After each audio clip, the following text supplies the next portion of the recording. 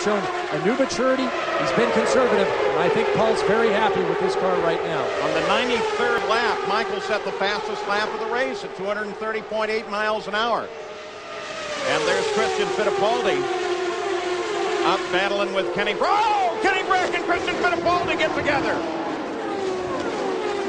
Off at 2. And I just mentioned that if this had been a Winston Cup car, they would have just rubbed fenders.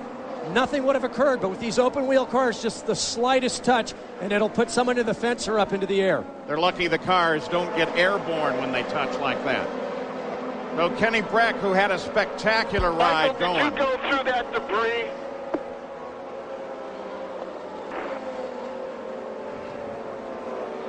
To make sure Kenny's okay. In fact, the safety teams have now asked the drivers, give us a wave or something. Here it is, Parker. Coming off of turn 2, Kenny's almost up against the wall. Christian lets the car out a little bit to the outside. They make contact. Kenny locks his left front wheel in between Christian's right front and right rear. Now watch as they come off the corner. Christian starts to drift up high.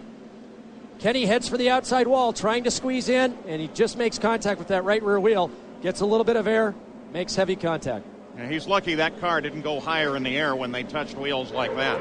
Kenny already up in the gray there on the outside. There's almost no rearward visibility to these cars. Christian may not have known that Kenny was getting a run coming back up the outside. You rely on your spotters to tell you that. And essentially, Kenny had no place to go at that point.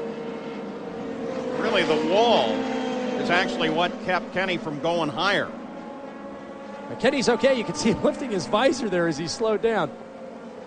As they come out, Kenny's already at the top of the groove. Christian just lets the car out a little too far. And like I said, Kenny had no more room to the outside against the concrete. His car makes just a little move to the left as they come off the corner. Now at this point, Christian thinks he's got the pass done. He starts to use the road to the outside, and I'm sure he just had no idea that Kenny was there. Now, Christian Fittipaldi has headed into the pits. Gary, they're concerned about what the damage is to his car. Yeah, Christian is radioed. He believes he has a puncture.